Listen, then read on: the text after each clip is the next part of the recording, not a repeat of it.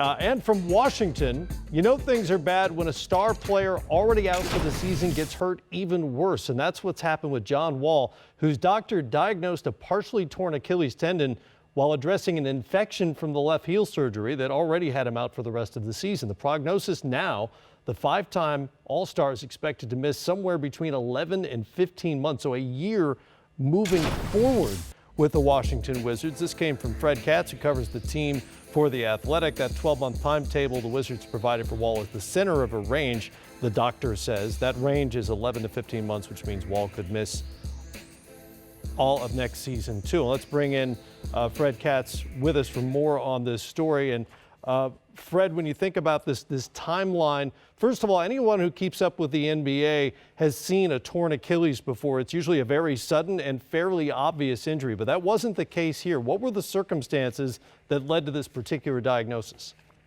Yeah, that was kind of the surprising part to me, and something that we had a conference call with the surgeon who actually performed John Wall's second surgery. He's now going to have a third one, which was just a cleanup because he had an infection from the first one, which was initially to remove bone spurs from the heel. I know, it's a lot of surgeries and a lot to follow. And when they were in there, they noticed, while doing the cleanup, that Wall had actually ruptured the Achilles there.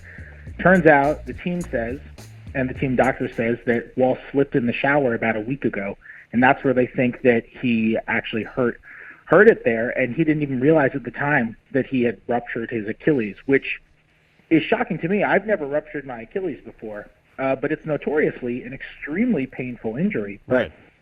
Supposedly he heard nothing pop and wasn't sure exactly how it happened, and they theorized that this is when it happened because it makes the most sense, but it doesn't sound like they're able to pinpoint an exact moment where the Achilles ruptured. Yeah, I've never done it either, but I've witnessed in person it happen plenty of times, and that player knows immediately that something bad has happened.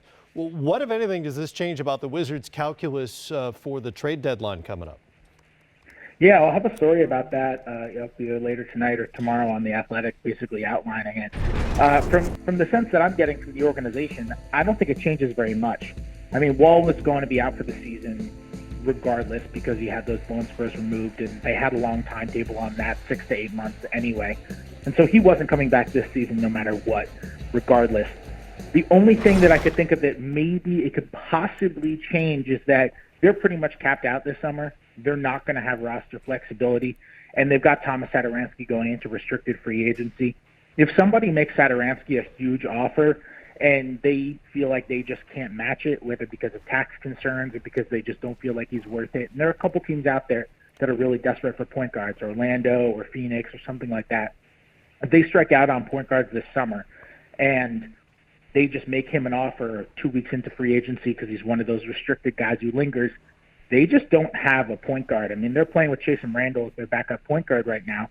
They're just not really going to have a point guard. So one thing they could do is they could trade for a guy who's under contract for 2019-20 and really make a trade more for next year than for this year, because Wall's going to miss a significant chunk of next season. But I still am not sure that they're going to do that, just because I think their mantra right now, along with wanting to stay competitive and wanting to make the playoffs, is not wanting to take on any extra dollars, considering they've already got an expensive roster for a team that's 9 under 500. So I wouldn't say there's a 0% chance of that, but I kind of think they're just going to end up standing pat regardless.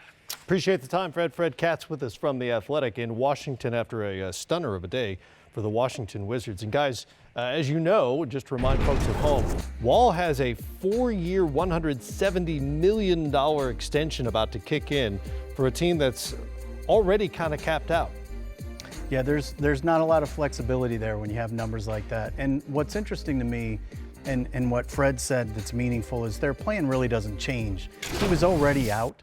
I think what it does do, though, is it gives you plausible deniability, maybe, if you decide that from this point forward, you have to make everything about building around Brad Beal. It would surprise me if they make a deal with Beal or Porter, even if they were trying to improve their financial situation, because it's hard to imagine how you're going to be elite without those two guys in the immediate future. And they've already made it very clear they don't want to tank.